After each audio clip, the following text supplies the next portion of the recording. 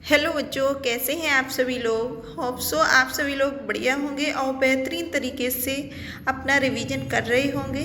आज माता रानी का दिन है। सभी लोगों को नवरात्रि की ढेर सारी शुभकामनाएं और माता रानी आपको ढेर सारा ज्ञान दे, सफलता प्रदान करे।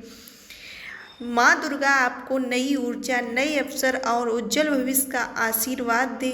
नवरात्रि की ढेर सारी शुभकामनाएं। आज रफ्तार सीरीज का 4th डे है, यानी कि 4th क्लास है। इसमें टॉप 20 MCQs कंप्लीट किए जाएंगे और प्लस में इसके साथ थ्योरी भी कंप्लीट कराई जाएगी। तो आज क्लास स्टार्ट करते हैं क्वेश्चन नंबर 51 से। The study of disease in tissue is called. Option A दिया गया है histology, option B histopathology, option C haematology, option D दिया है हेपेटोलॉजी।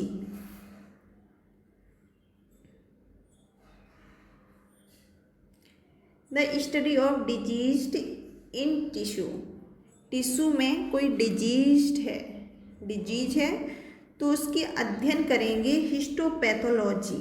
हिस्टोपैथोलॉजी में ऑप्शन बी हमारा राइट आंसर है, हिस्टोपैथोलॉजी। हिस्टोलॉजी में क्या होता है, नॉर्मल जो टिश्यू होता है, नॉर्मल टिश्यू की स्टडी की जाती है, किसमें, हिस्टोलॉजी में। और जो हेमाटोलॉजी है इसमें study of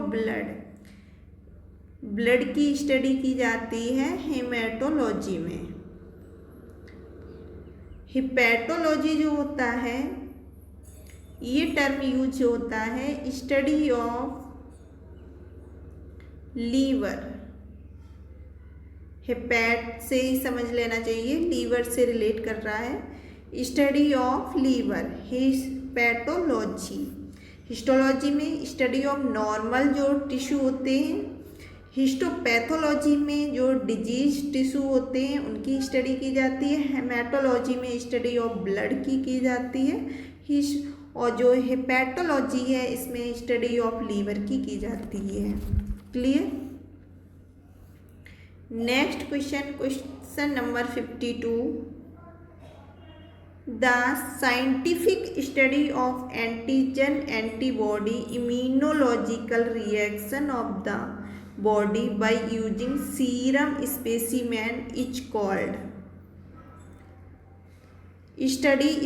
study of antigen antibody। Okay,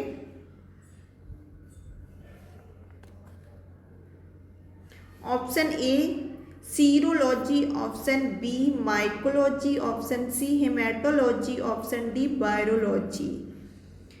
तो सीरोलॉजी में क्या होता है, इसमें study of antigen and antibody का अध्ययन जो होता है वो सीरोलॉजी में किया जाता है। ऑप्शन बी जो है माइकोलॉजी, इसमें study of fungi, study of fungi का अध्ययन किया जाता है माइकोलॉजी में। हेमाटोलॉजी फिर से आ गया है स्टडी ऑफ ब्लड। क्वेश्चंस जो रिपीट हो रहे हैं उनका रिवीजन हो जाएगा। ओके, ऑप्शन डी है वायरोलॉजी, इसमें study of virus, study of virus का अध्ययन किया जाता है किसमें, वायरोलॉजी में। ओके, तो इस क्वेश्चन का हमारा राइट आंसर रहेगा option number A. Option A बिल्कुल राइट आंसर है, सीरोलॉजी, जिसमें स्टडी की जाती है antigen and antibody. Clear. Next question है question number 53। The full form of BDRL। BDRL की फुल फॉर्म पूछा है। Option A mineral disease research laboratory, option B viral disease research laboratory, option C viral diagnosis of research laboratory, option D all of the above. इस question का right answer है option number A, बिल्कुल correct answer है। BDRL की full form होती है mineral disease research laboratory. Clear. Next question, the process of development and maturation of white blood cells leucocytes. Leucocyte, white blood cells का दूसरा नाम क्या होता है? ल्यूकोसाइट्स होता है। Card is part of haemopoiesis. तो process of development and maturation of WBC क्या कहा जाता है? शॉर्ट में व्हाइट ब्लड सेल्स को WBC कहते हैं। ओके, इसका सेकंड जो नाम होता है ल्यूकोसाइट होता है। ऑप्शन ए हम दिया गया है leucopoiesis, option B haematopoiesis, option C erythropoiesis, option D thrombopoiesis.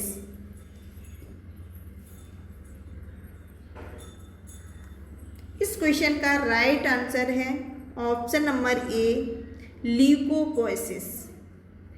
Process of development and maturation of white blood cells किसको कहा जाता है? ल्यूकोपोइसिस। इसको क्या कहा जाता है? ल्यूकोपोइसिस कहा जाता है। जो भी प्रोसेस होती है WBC की और उसके डेवलपमेंट और उसके मैचुरेशन की, कहा जाता है इस प्रोसेस को ल्यूकोपोइसिस। Okay, clear. हेमेटोपोइसिस जो होता है, यहाँ पर बी जो दिया है हेमेटोपोइसिस, इसमें क्या होता है? Process of development and maturation of whole blood या फिर ओनली ब्लड। होल ब्लड का डेवलपमेंट और मैचुरेशन जो प्रोसेस होती है उसको कहा जाता है हेमेटोपोइसिस, होल ब्लड।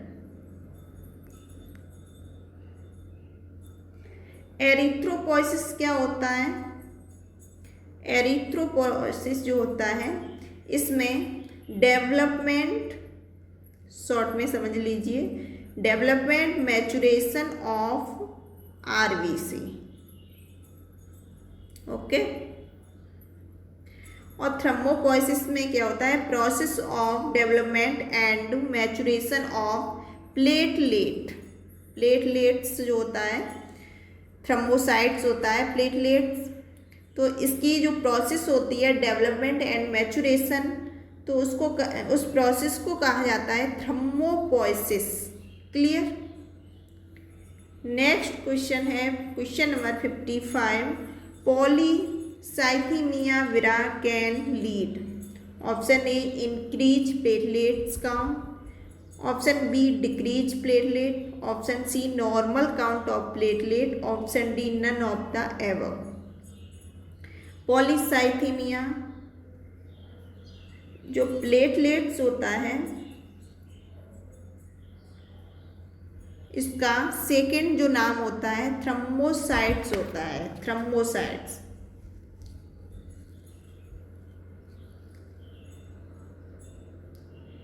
थ्रोम्बोसाइट्स। ओके। जब ये इंक्रीज हो रहा है, इंक्रीज इसका काउंट हो जाता है, इंक्रीज, तब इसको कहा जाता है, इंक्रीज ये प्लेटलेट काउंट है तो उसको कहा जाता है पॉलीसाइथीमिया विरा। ओके। तो इस क्वेश्चन का हमारा राइट आंसर भी यही रहेगा, ऑप्शन नंबर ए हमारा बिल्कुल करेक्ट आंसर है। और डिक्रीज या प्लेटलेट काउंट हो रहा है तो उसको कहा जाता है थ्रोम्बोसाइटोपिनिया। थ्रोम्बोसाइटोपिनिया। और नॉर्मल काउंट ऑफ प्लेटलेट है तो उसको थ्रोम्बोसाइट्स यानी नॉर्मल। 1.5 लाख से 4 लाख तक होती है इसकी normal range. Clear. Next question, question number 56, acid fast staining is use for demonstration of. Acid fast stain जो होता है is use for demonstration of.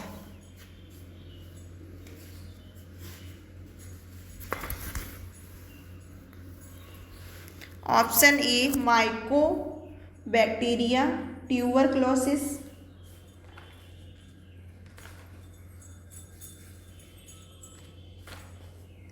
Option B दिया गया है corynebacteria diphtheria, option C spirochaetes, option D motility of bacteria. Okay, तो mycobacteria tuberculosis जो होता है ये एग्जाम्पल किसका होता है, AFB एसिड फास्ट बैसिलाई का एग्जाम्पल होता है, एसिड फास्ट बैसिलाई का एग्जाम्पल होता है। और इसके लिए कौन सी स्टेन की जाती है, ZN स्टेन की जाती है, ZN स्टेन। ओके,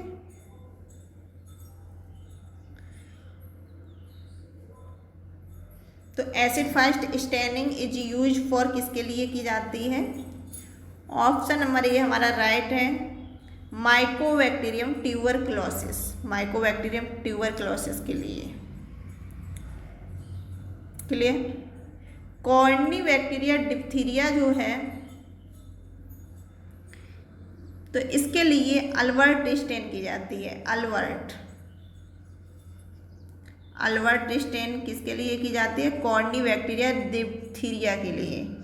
और इसमें क्या देखते हैं, तो इसमें डिटेक्ट करते हैं मेटाक्रोमैटिक ग्रेन्यूल्स को, मेटाक्रोमैटिक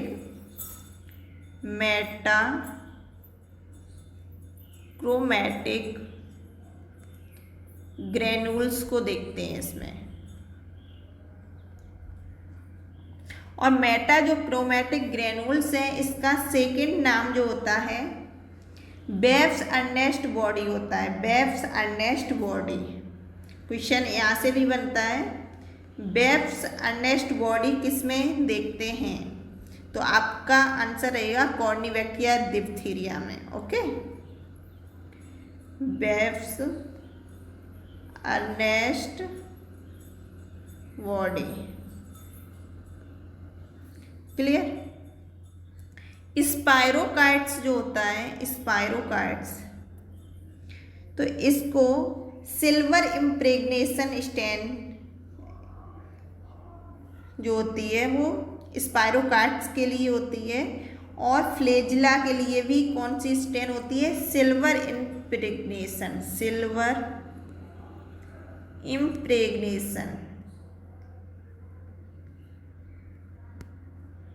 किसके लिए की जाती है, स्पाइरोकाइट और फ्लेजिला के लिए।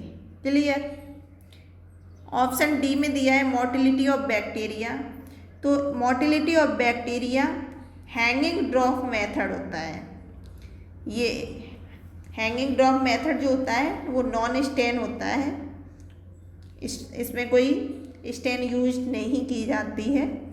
तो मोटिलिटी ऑफ बैक्टीरिया किससे देखते हैं, हैंगिंग ड्रॉप मेथड से देखते हैं। Clear. Next question, question number 57, best criteria for tuberculosis diagnosis of WHO as.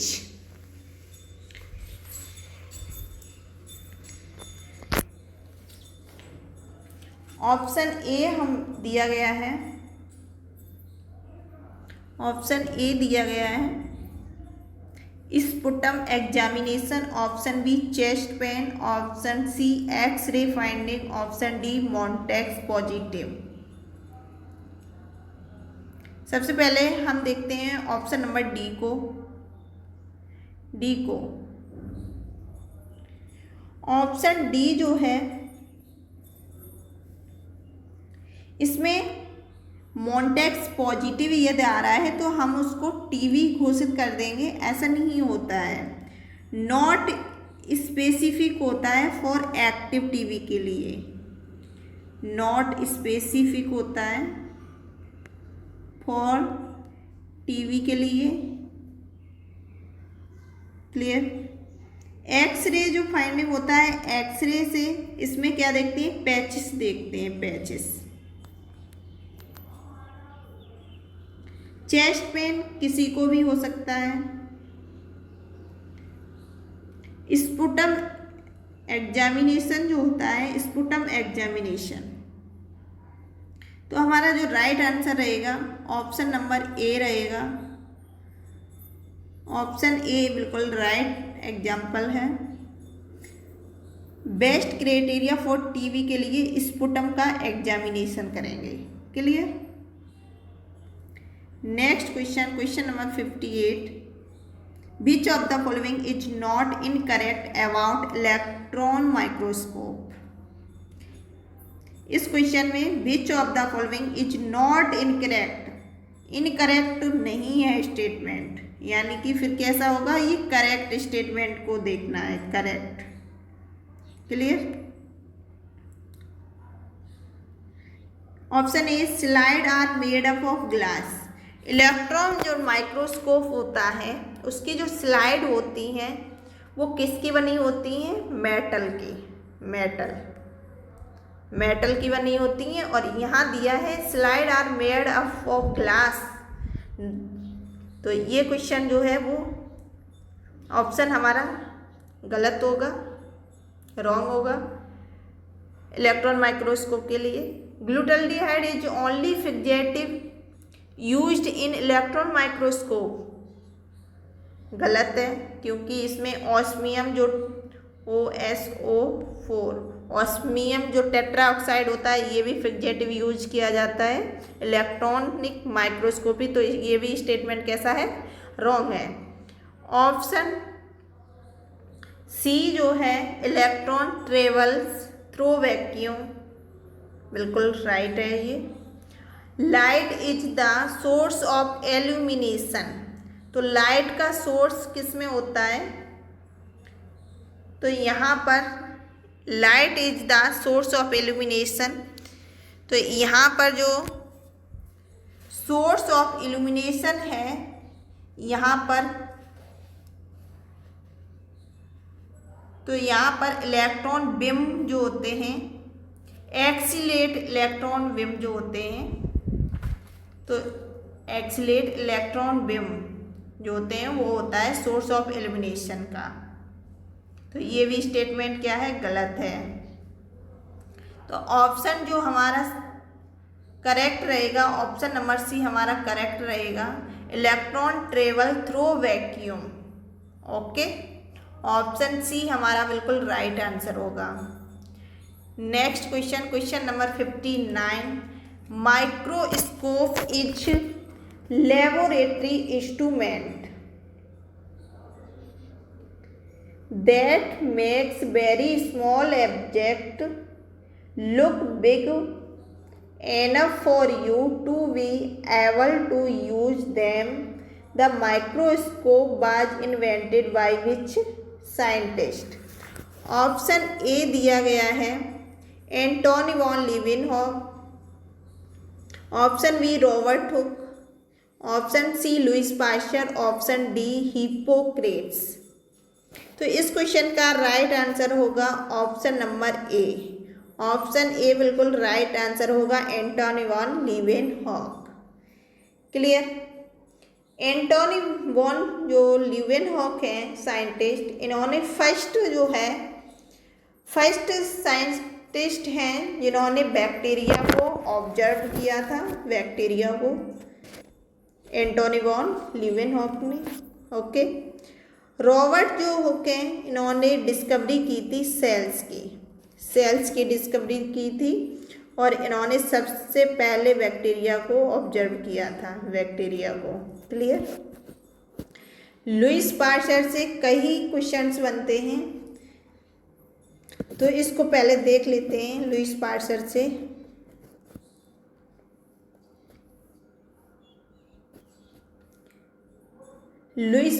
से ये फादर ऑफ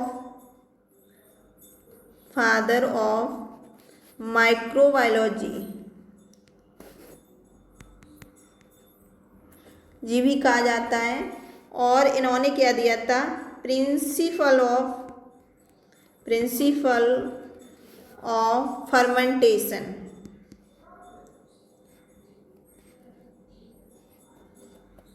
टेसन दिया था इन्होंने।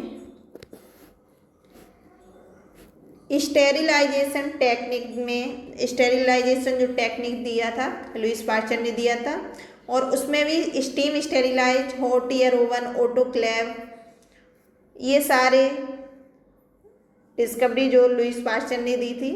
पास्चराइजेशन ऑफ मिल्क, ये भी लुईस पास्चर ने दिया था। कॉन्सेप्ट ऑफ लिक्विड मीडिया, ये क्वेश्चन काफ़ी पूछा जाता है। कॉन्सेप्ट ऑफ लिक्विड मीडिया किसने दिया था? लुईस पास्चर ने दिया था। Concept of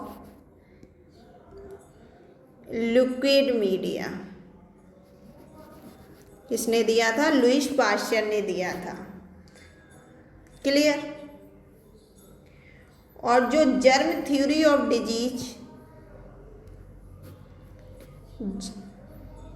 germ theory of disease,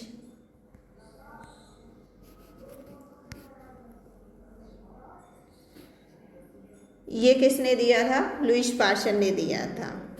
vaccine जो थी, वैक्सीन, तो इन्होंने वैक्सीन दिए, 3 वैक्सीन दी थी, जिसको कार से याद कर सकते हैं आप लोग।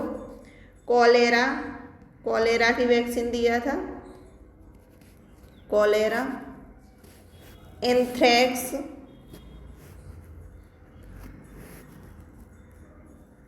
एंथ्रैक्स, रेबीज, आप लोग इसे कार से याद रख सकते हैं। Clear?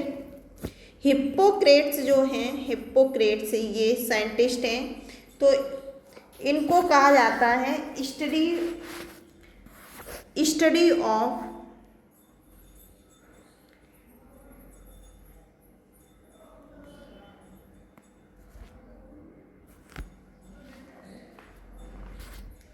Study of modern medicine.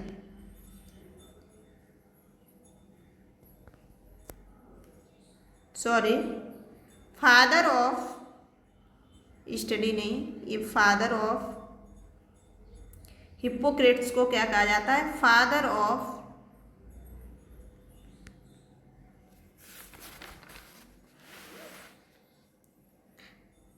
Of modern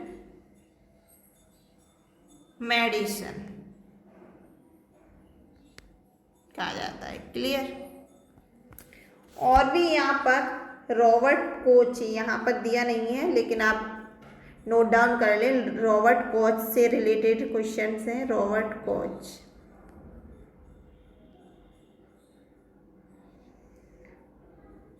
तो इन्होंने क्या किया था? कॉन्सेप्ट ऑफ सॉलिड मीडिया दिया था।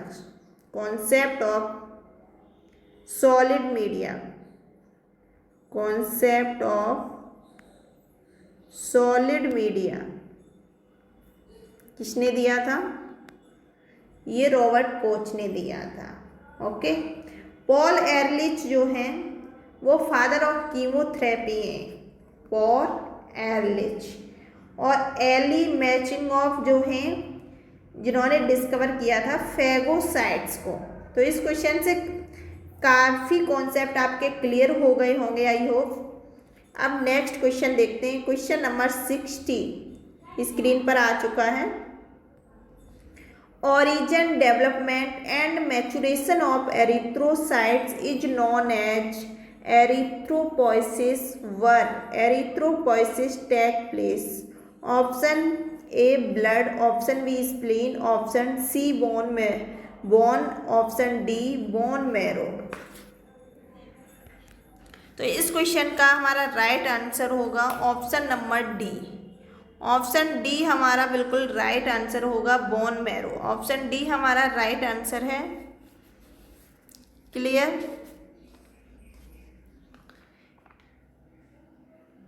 जो बोन दिया गया है, बोन, तो इसमें क्या होता है? स्टडी ऑफ बोन किसको कहा जाता है? Bone osteology. क्या कहा जाता है? ऑस्टियोलॉजी। ऑस्टियोलॉजी होता है, OSTEOLOGY, ऑस्टियोलॉजी। ब्लड जो होता है, ब्लड, तो इसमें क्या होता है,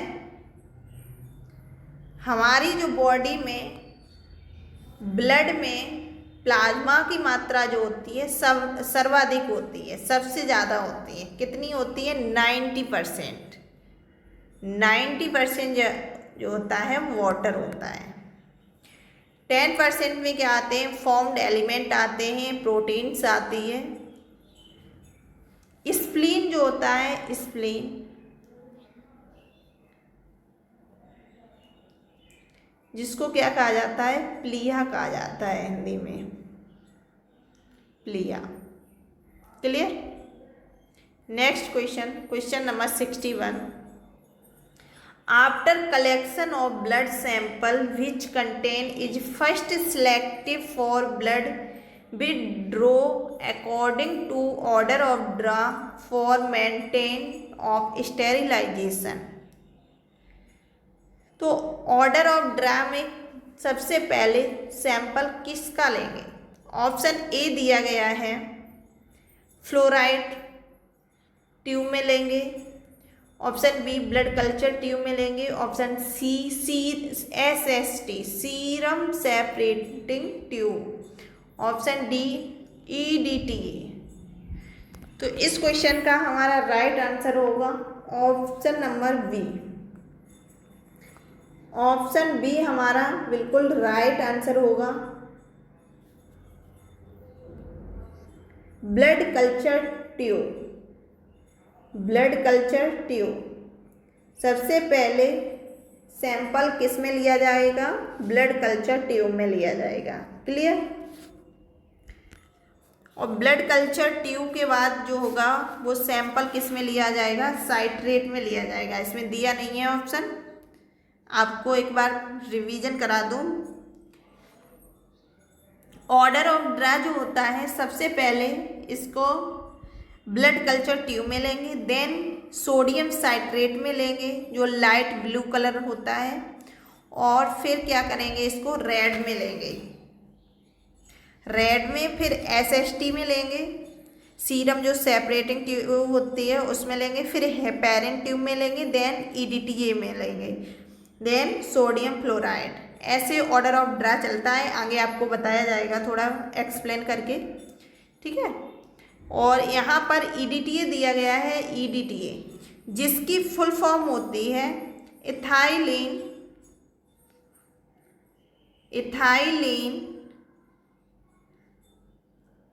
diamine tetra acetic acid. EDTA की फुल फॉर्म होती है, जो हेमेटोलॉजी में ट्यूब यूज की जाती है मोस्टली, जिससे CVC, blood grouping, haemoglobin estimation किया जाता है। ओके, ब्लड कल्चर ट्यूब इस क्वेश्चन का राइट आंसर होगा, जो 61 दिया गया है क्वेश्चन, उसका करेक्ट आंसर जो होगा वो क्वेश्चन नंबर बी होगा, वी, ब्लड कल्चर ट्यूब। सबसे पहले सैंपल ब्लड कल्चर ट्यूब में लेंगे। Okay, clear? Next question, question number 62। 3.2% trisodium citrate is anticoagulant which have 1:9 ratio is use for. 3.2% जो ट्राइसोडियम साइट्रेट एंटीकोगुलेंट होता है वो कौन सा, मतलब कौन सा सैंपल उसमें लेंगे जिसका रेशियो 1:9 होता है? ऑप्शन ए दिया गया है कोगुलेशन स्टडी के लिए, ऑप्शन बी ग्लूकोज एस्टिमेशन के लिए, डिटर्मिनेशन के लिए, option C ESR erythrocyte sedimentation rate का एस्टिमेशन के लिए, ऑप्शन डी प्लेन वायल। जो 3.2% जो ट्राइसोडियम होता है, ट्राइसोडियम साइट्रेट, ये किसके लिए यूज किया जाता है? कोगुलेशन जो स्टडी होती है कोगुलेशन की स्टडी के लिए। ऑप्शन नंबर ए हमारा बिल्कुल राइट आंसर है, कोगुलेशन स्टडी के लिए यूज किया जाता है। और जो 3.8% जो होता है, 3.8% ट्राई सोडियम साइट्रेट जो होता है वो ESR के लिए यूज किया जाता है, जिसके ये ब्लैक कलर टॉप होता है और उसका जो रेशियो रहता है 1:4 रहता है, 1:4। Okay, clear. Next question, question number 63। What is the full form of SST in blood collection aspect?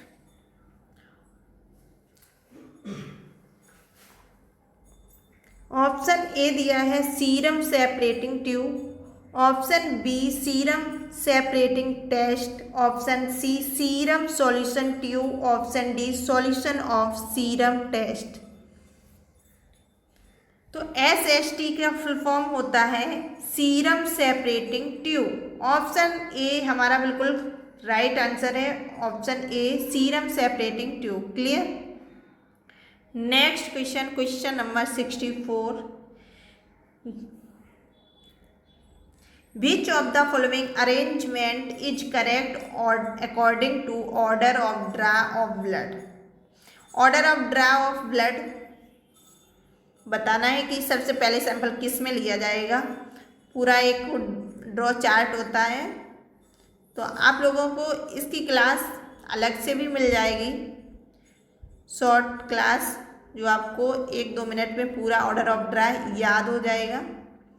इस क्वेश्चन में भी थोड़ा एक्सप्लेन से बता दूंगी। ऑप्शन ए हमारा दिया गया है, ऑप्शन ए दिया है citrate, blood culture tube, plain tube, SST, heparin, EDTA, fluoride. Option B दिया है blood culture tube, citrate, plain tube, SST, heparin, EDTA, fluoride. Option C EDTA, blood culture, citrate, plain tube, SST, heparin. Option D blood culture tube, plain tube, ये भी गलत है। तो इस question का हमें राइट आंसर है ऑप्शन नंबर बी। सबसे पहले जो सैंपल लेंगे वो ब्लड कल्चर ट्यूब में लेंगे, then citrate, then plain tube, then SST, then heparin, then EDTA, then fluoride. Okay, option B हमारा राइट आंसर है। ब्लड कल्चर जो ट्यूब होता है, सबसे पहले सैंपल प्राइमरी जो होगा तो वो सबसे पहले ब्लड कल्चर ट्यूब में लेंगे, देन सोडियम साइट्रेट वायल होगी लाइट ब्लू, जिसका कैप होता है लाइट ब्लू, तो वो सैंपल कोगुलेशन स्टडी के लिए लेंगे PTINR, जिसकी PTINR जो होता है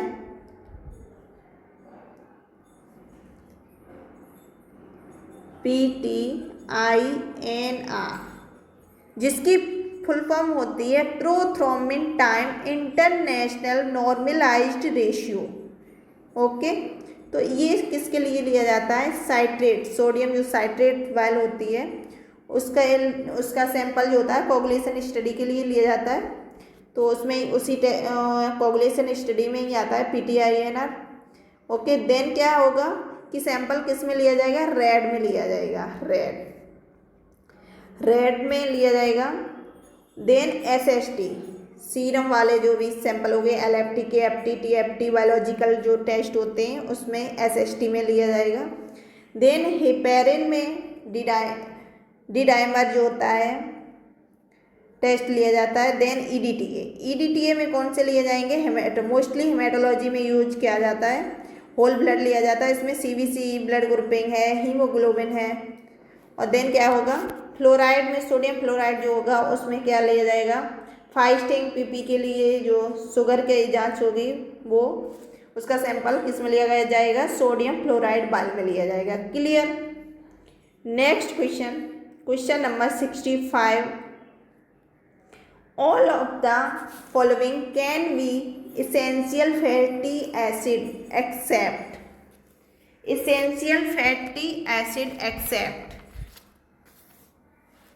तो निम्नलिखित में दिस मतलब वो मोस्टली एसेंशियल फैटी एसिड हैं, लेकिन एक को छोड़ के एक्सेप्ट में बताना है। तो ऑप्शन ए हमारा जो दिया गया है, option A linoleic acid, option B linolenic acid, option C oleic acid, option D arachidonic acid. तो इस क्वेश्चन का राइट आंसर जो होगा वो ए हो, सी जो है वो राइट आंसर है, ऑलिक एसिड। इसेंशियल जो फैटी एसिड हैं, ये तीनों जो हैं वो कौन से हैं? इसेंशियल फैटी एसिड्स हैं। ओके, इसेंशियल फैटी एसिड जिनको हमारी बॉडी जो होती है वो सिंथेसाइज नहीं करती है। इसको सप्लाई किसके थ्रू किया जाता है? आवर डाइट के थ्रू सप्लाई किया जाता है। कौन कौन होते हैं? लिनोलेनिक एसिड होता है, लिनोलेनिक एसिड होता है, एरिकोडोनिक एसिड होता है। Clear? Next question, question number 66। Smallest infectious agent that have either DNA RNA.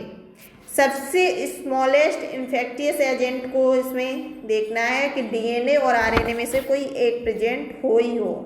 Option A protozoa, option B virus, option C prions, option D bacteria. तो इसमें देखते हैं कि सबसे बड़ा कौन होता है। तो इसमें सबसे बड़ा होता है प्रोटोजोआ। प्रोटोजोआ जो होता है सबसे बड़ा होता है प्रोटोजोआ, देन बैक्टीरिया,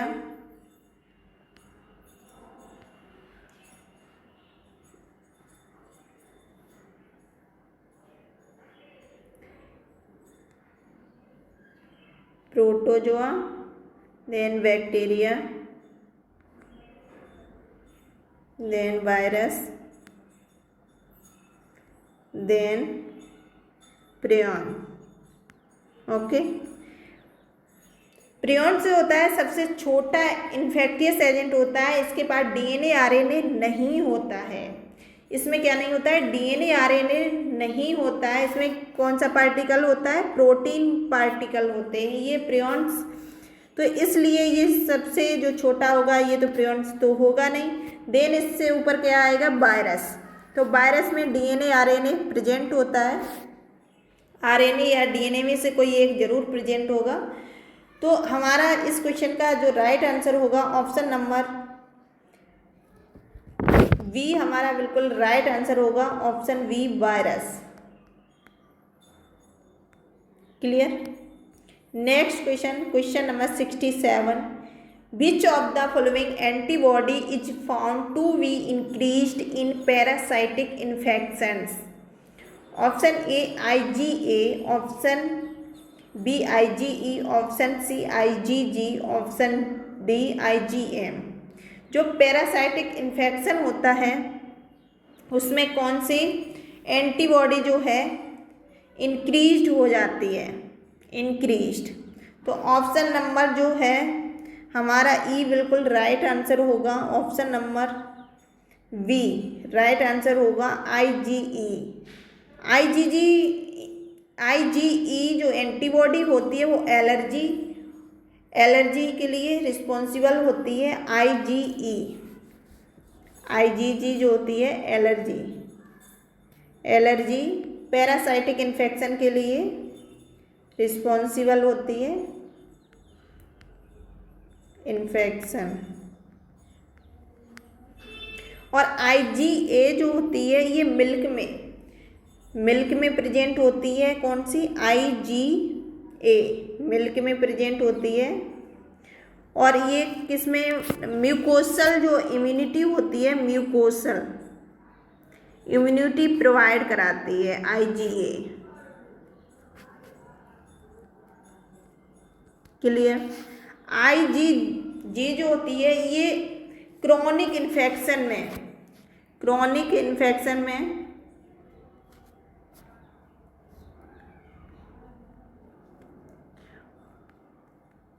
और ये सबसे अधिक पाई जाती है। मोस्ट अबाउंडेंट एंटीबॉडी कौन सी होती है? IgG, most abundant.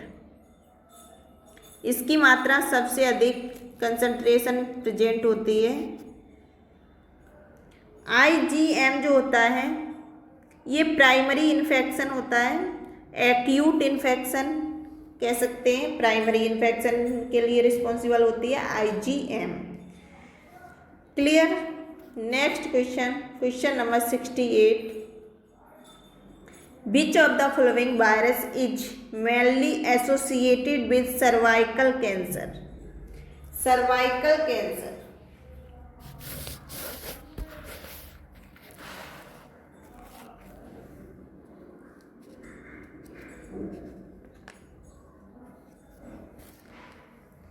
Option A दिया है HIV,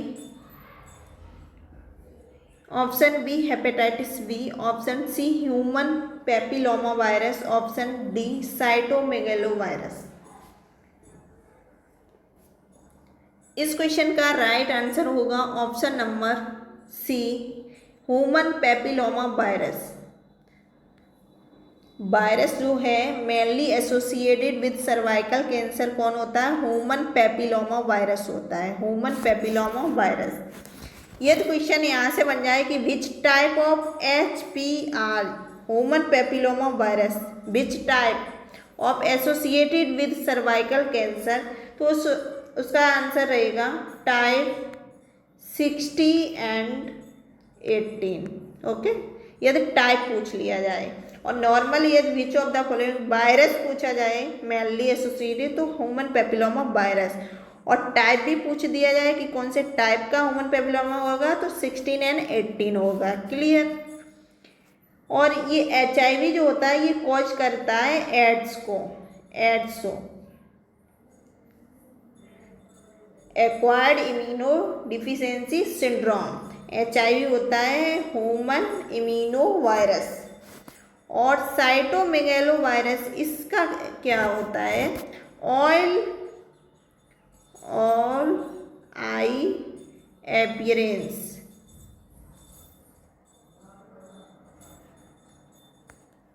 किसी भी पेशेंट, किसी भी व्यक्ति को साइटोमेगेलो वायरस यदि हो गया है तो उसकी आंखें जो होंगी वो कैसी दिखाई देंगी? आउल आइस अपीयरेंस दिखाई देगी। क्लियर? हेपेटाइटिस जो बी होता है ये ओनली हेपेटाइटिस में, हेपेटाइटिस बी जो है वो डबल स्टैंडर्ड DNA प्रेजेंट होता है, बाकी सभी सेम होते हैं, लेकिन हेपेटाइटिस बी जो होता है इसमें डबल स्टैंडर्ड DNA प्रेजेंट होता है। Clear? Next question, question number 69। Heparin is synthesized by, option A kidney, option B liver, option C salivary glands, option D blood. तो इस क्वेश्चन का राइट आंसर होगा option number B, liver. Option B हमारा right answer होगा, liver. Clear? Next question, और आज की class का लास्ट क्वेश्चन है, question number 70। AVO and RH grouping is mainly used before transfusion instead of other grouping because option A their antigen are found in large amount, option B only their antigen are present in blood, option C their antibodies are commercially available, option D their antigen are more immunogenic than other। इस question का right answer है option number D, हमारा right answer है option D.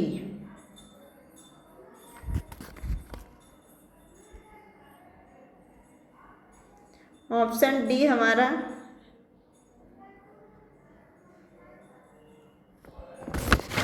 Option D हमारा right answer है। Their antigen are more immunogenic than other. Clear? आज की class यहीं तक। मिलते हैं कल। आपको ये क्लास कैसी लगी है कमेंट बॉक्स में ज़रूर बताएं। और अभी तक रफ्तार सीरीज की 3 क्लास कंप्लीट हो चुकी हैं। अभी तक आप लोगों ने नहीं देखा है तो उन क्लासों का लिंक जो है डिस्क्रिप्शन में आपको मिल जाएगा, तो प्लीज़ उन क्लास को ज़रूर कवर कर लें। आज की क्लास कैसी लगी है ज़रूर बताएं। इसका रिस्पॉन्स, आप लोगों के रिस्पॉन्स से ही थोड़ा मोटिवेट होते हैं कि और अच्छी क्लास बनाऊं। ठीक है, तो आप लोग ज़रूर कमेंट कीजिए। Thank you to all.